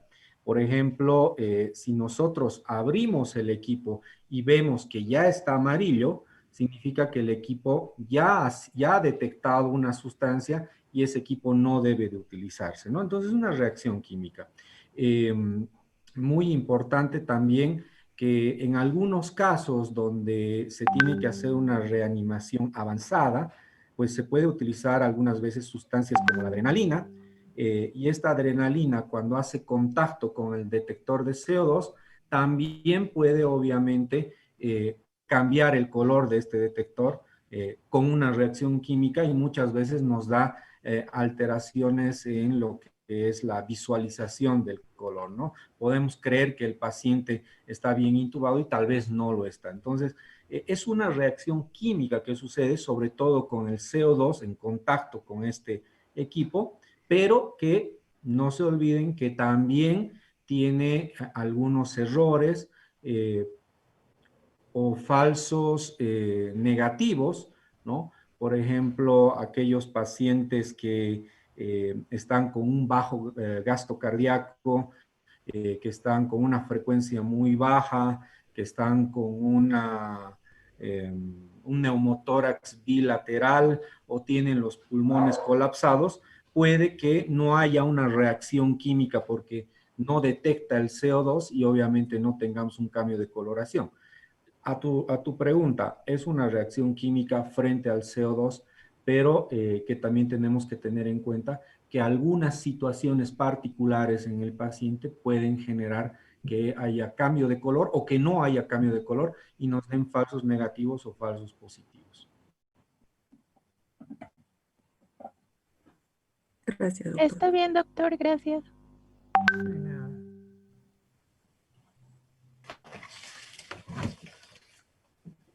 ¿Puedo hacer una aclaración, si me Sí, permite? Bueno, este tema es bastante lindo sobre lo que es la intubación y sobre lo que son las vías alternas.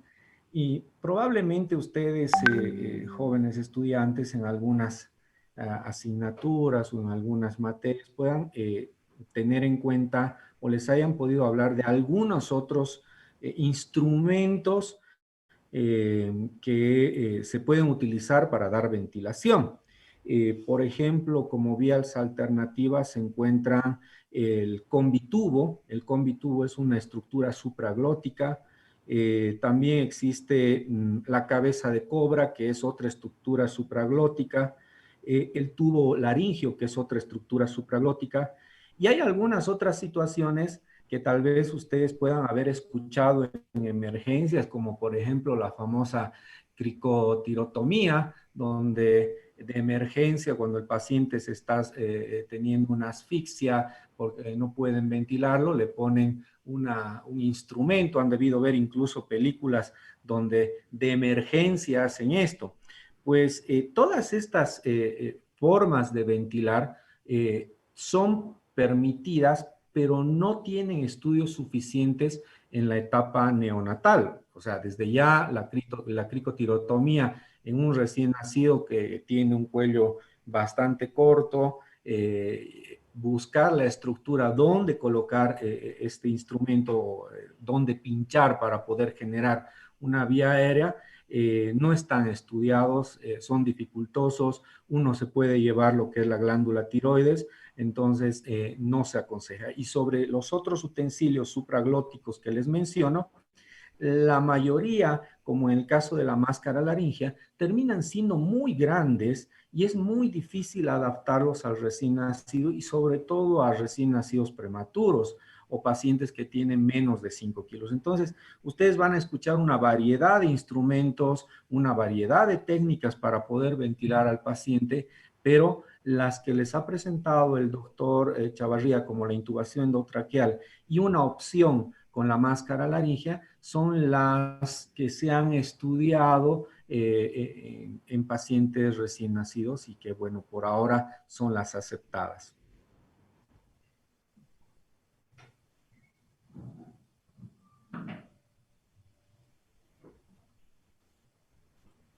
¿Tenemos alguna pregunta, jóvenes? Disculpen, doctores, buenas tardes. ¿Por cuánto tiempo se puede intentar intubar a un bebé recién nacido? Doctor Chavazí. Gracias, gracias. Es muy importante porque así permite aclarar lo que hemos hecho, si se fijan en el tercer video. Si ustedes se fijan, hemos parado del intento de intubación porque no se podía intubar. ¿Y qué ocurre cuando no puede intubar? Tiene que volver a ventilar al paciente. El tiempo puntualmente, antes de que nos olvidemos de contestar, son 30 segundos. 30 segundos.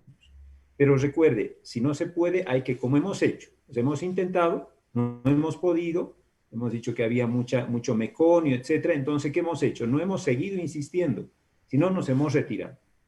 Hemos pedido que nos pasen la bolsa autoinflable para volver a ventilar al paciente, mejorarle un poco la oxigenación, porque recuerden, en ese proceso de intubación el niño no está respirando, o sea, no le entra oxígeno. Y si seguimos y seguimos y seguimos, claro, el pobre va a hacer un daño neurológico severo. Entonces, son 30 segundos. Luego lo oxigena y luego puede volver a intentar. Doctora Rodríguez. Está sin audio, doctora. Acotando lo que dice el doctor Chavarría, esta nueva edición nos da todavía un tiempo más prolongado de intentar intubar durante 30 segundos. Las anteriores ediciones solamente nos daban 20 segundos. Entonces, ustedes se están dando cuenta que estamos hablando de segundos, ni siquiera estamos hablando de minutos.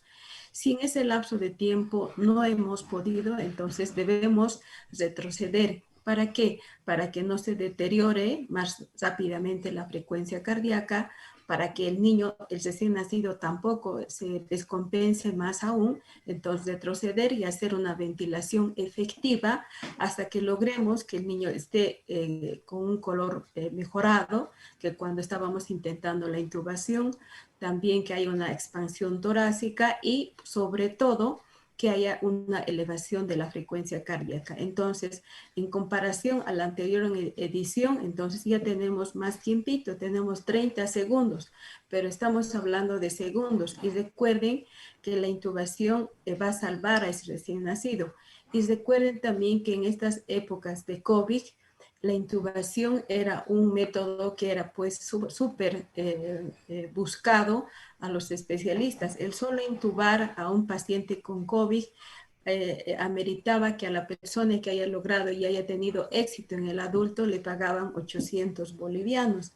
Entonces nosotros les estamos dando la reanimación, que es el primer paso a lo que ustedes en su caminar van a hacer.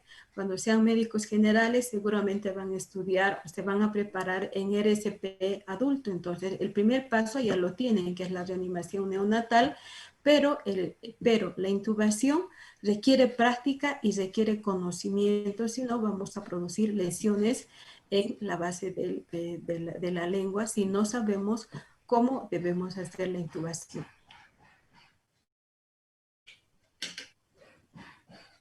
Doctor Medina.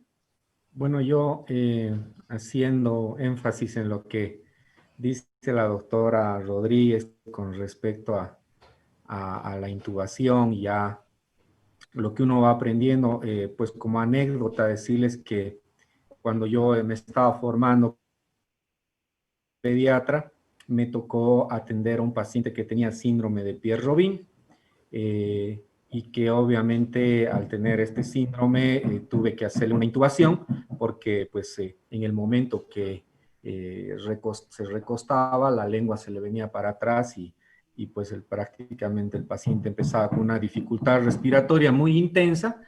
Y bueno, comentarles que me fue muy difícil la intubación. Creo que intenté varias veces, pero en esa oportunidad no tenía una persona que me pueda ayudar. La niña ya era, bueno, no era una recién nacida, era una paciente ya grande, era una niña y pues en la intubación le volé un diente. Así que como anécdota me quedó que después de 10 años de que pasó ese paciente, la paciente consiguió mi Facebook y me escribió y me puso que le debía un diente de oro porque se lo había roto y que tenía que pagarle, ¿no? Gracias a Dios yo ya estaba acá en Bolivia, ya no estaba en Argentina para poder devolverle el diente en oro, ¿no? Pero queda como anécdota que es una técnica que hay que aprenderla. El doctor les ha explicado muy bien cuál es la técnica, pero hay que hacerlo para poder aprender y solamente pues haciéndolo uno agarra la práctica y puede después realizarlo de una manera muy efectiva, ¿no? Entonces, que quede como anécdota, me quedó como anécdota para mí, para aprender y mejorar mi técnica de intubación a la larga.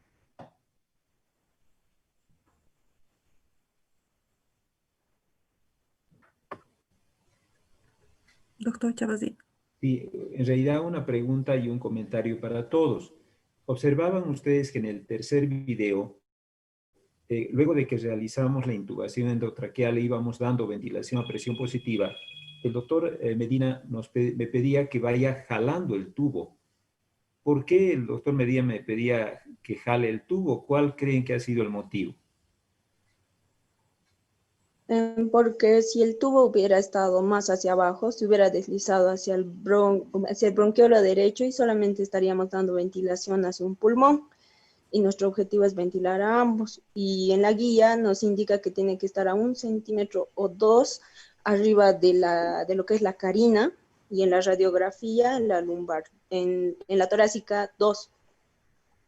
Es correcto, gracias, Abigail. Ese es el motivo, ¿no? Él, si se fijaban, él auscultaba bilateralmente y yo al introducir me entré demasiado. Entonces ya me entré directamente al bronquio derecho, pero el doctor me advirtió, me dijo, doctor, está entrando en un solo pulmón. Y ustedes me dirán, en la distancia boca-tubo. Gracias.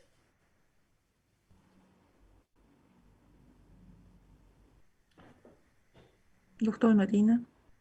Bueno, efectivamente, como dice el doctor, lo que tenemos que hacer es una auscultación a nivel axilar para determinar la entrada de aire bilateral y determinar si es pareja en los dos lados.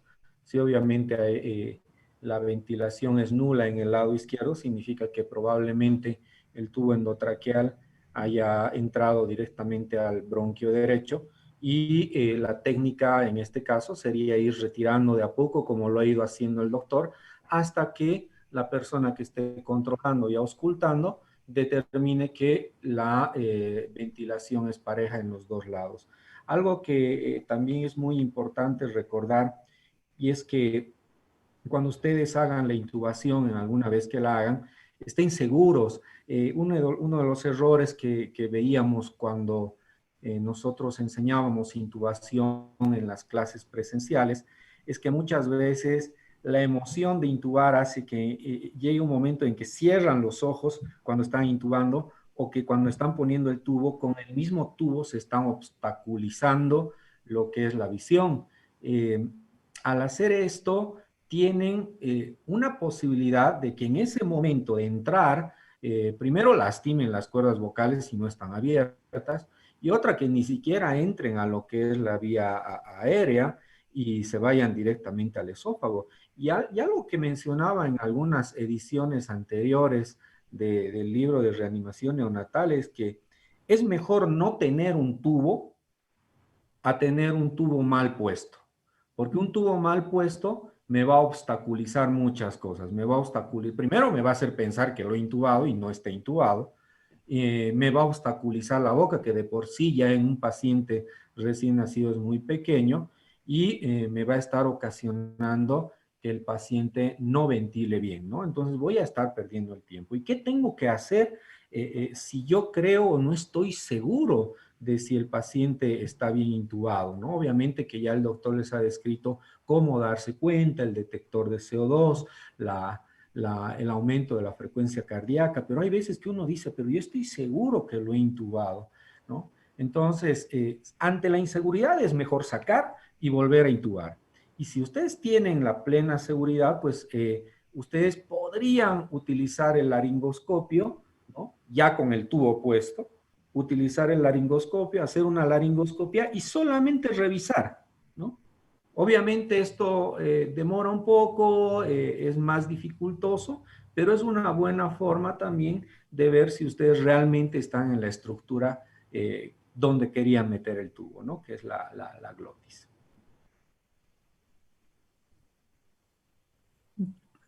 Doctora Leida, una pregunta. Si no tenemos detectores de CO2, por ejemplo, en mi hospital no tenemos, ¿cómo podemos determinar si el paciente está correctamente intubado? La medida más importante que nosotros tomamos en cuenta es el aumento de la frecuencia cardíaca, ¿no? Y escuchar los sonidos respiratorios, como ya han mencionado, a nivel de la línea media axilar, y tiene que ser la entrada bilateral, y a nivel del estómago, cuando nosotros empezamos a ventilar, no tendría que escucharse nada, ¿no? Fundamentalmente eso, y ver la expansión torácica también. Doctora Liz, para acotar al comentario de la doctora Leida, también fijarse bien en si está bien intubado el paciente, el tubito va a empezar a empañar. Entonces es un dato que nos va a servir también de que está correctamente intubado en la vía aérea. Doctor Chavazía. Sí, realmente es eso. Antes usábamos mucho cuando no había el detector, el empañamiento del tubo, pero también no se olviden auscultar el epigastrio, ¿no? Eso también es orientador porque si está en una intubación esofágica, se siente como entra directamente al esófago, al estómago, el aire. Y otro criterio también muy valedero, también muy importante, son los sonidos respiratorios. Por ejemplo, lo que explicaba el doctor Medina. Cuando ustedes hacen la aplicación de una máscara laríngea, doctor Medina, se escucha el llanto del bebé, ¿verdad? Mientras que cuando intuba bien, ya no escucha ningún llanto, porque como ha entrado a la zona donde está la cuerda vocal, esta está paralizada por el contacto con el tubo. Entonces el niño no tiene ningún sonido, o sea, no suena nada a su boquita. Y por lo tanto, claro, está bien intubado. Gracias, doctor.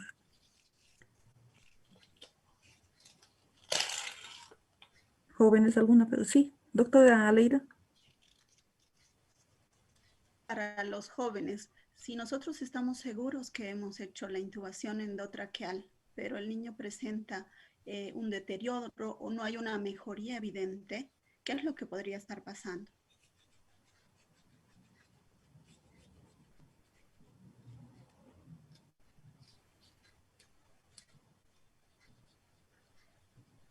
Han leído el texto, está un mnemotécnico que dice DOPE, ¿no? Y D es que nuestro tubo podría haberse desplazado, podría haberse salido del lugar o estar muy adentro y estar intubado el bronquio derecho, ¿no? La O es de obstrucción, significa que puede haber secreciones, sangre, meconio en el tubo endotraqueal. Y a pesar que estemos en la tráquea y estemos ventilando, no esté ventilando los pulmones, no estemos ventilando los pulmones. La P de DOPE es neumotórax, significa que haber causado o el niño esté cursando con un barotrauma y por eso no esté mejorando clínicamente, ¿no? Y finalmente, la E significa que hay un problema, un fallo técnico en nuestro equipo, ¿no? Que no estemos, que se haya desconectado nuestra bolsa, por ejemplo, que no estemos administrando el flujo de oxígeno adecuado, principalmente, ¿no? Eso, por si nosotros nos encontremos en una situación parecida, hay que pensar en estos detalles. Gracias, doctora.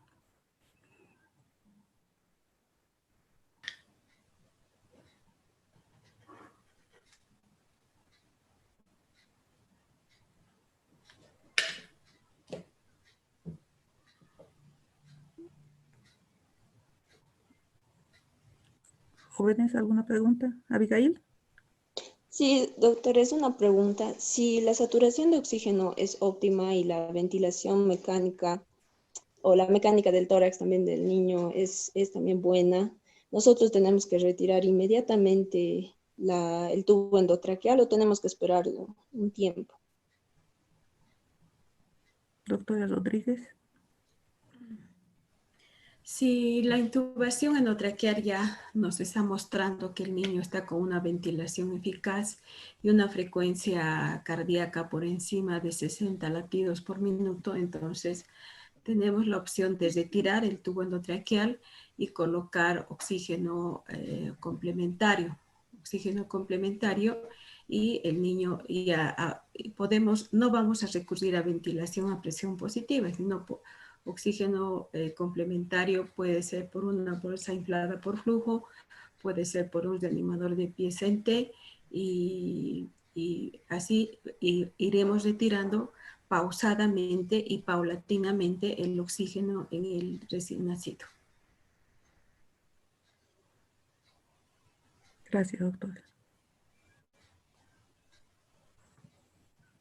¿Alguna otra pregunta, jóvenes? Doctora Alice, van a ser las 6 de la tarde para el post-test. ¿Estaremos sobre hora o tenemos tiempo todavía?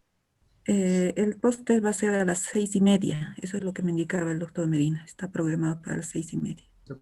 Está bien, doctora. Muchas gracias.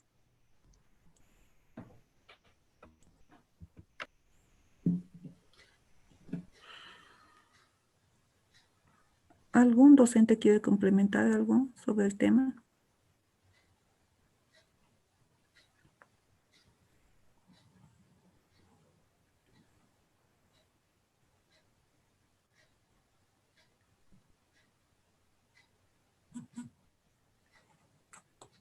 Hola. Doctora. Hola. Sí, doctora. Escuchamos. Hola. Sí. No, en ese punto es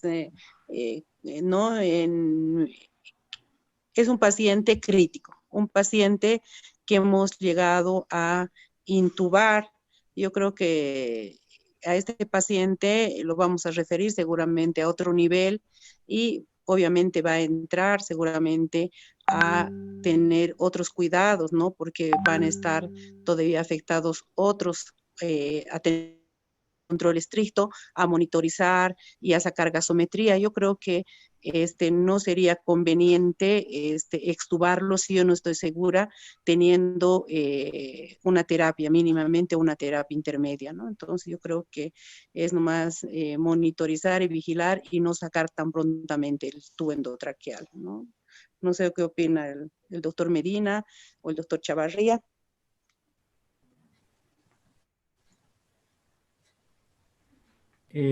Bueno, en realidad la intubación ya es un paso más allá de lo que es la ventilación. Estamos haciendo algo para mejorar la ventilación y evidentemente, así como nosotros vamos colocando y poniendo o haciendo cosas por el paciente, conforme el paciente vaya mejorando, podemos ir retirando algunas cosas.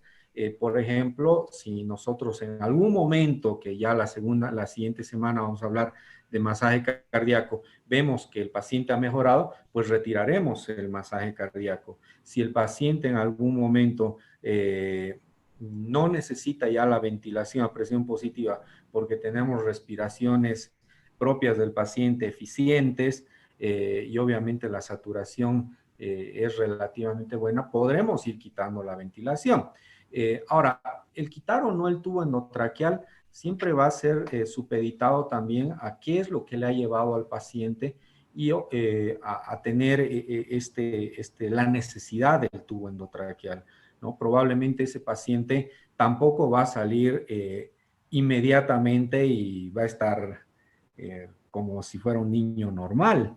Es muy raro que se dé ese caso. Entonces, muchas veces nosotros al referirlo a una terapia intermedia para los cuidados post-reanimación, podríamos mantener el tubo endotraqueal, ya veríamos la forma de simplemente no hacer ventilación a presión positiva, porque ya no la necesita, pero tendríamos que ver qué es lo que ha llevado al paciente a que tenga este momento, esta transición de la vía intrauterina a la vía extrauterina tan dificultosa, porque después sacarle para volver a ponerle porque el paciente se ha puesto mal sería una doble instrumentación que no es tampoco tan buena, ¿no? Entonces, descomplejizar al paciente con algunas maniobras es muy importante, pero es un cuidado es un paciente de mucho cuidado que ha necesitado reanimación, ha necesitado ventilación y nosotros tendríamos que hacer mínimamente una radiografía de tórax, ver la condición del paciente, a lo mejor es un prematuro, a lo mejor tiene un neumotórax, entonces tendríamos que ver un sinfín de cosas. Hasta no ver eso, quizás el retirar el tubo endotraqueal no sea la mejor elección. Ya después de que nosotros hemos visto y si el paciente está indemne, podremos obviamente realizar, ¿no? Y quitar absolutamente todos los instrumentos. Doctor Chabadí. En neonatología hay procedimientos muy claros que expresan lo que comentan los doctores. Por ejemplo, tenemos un niño de 700 gramos que está bastante vigoroso, ha nacido bien, y lo intubamos inmediatamente. ¿Y para qué? Me dirá usted, para colocarle surfactante.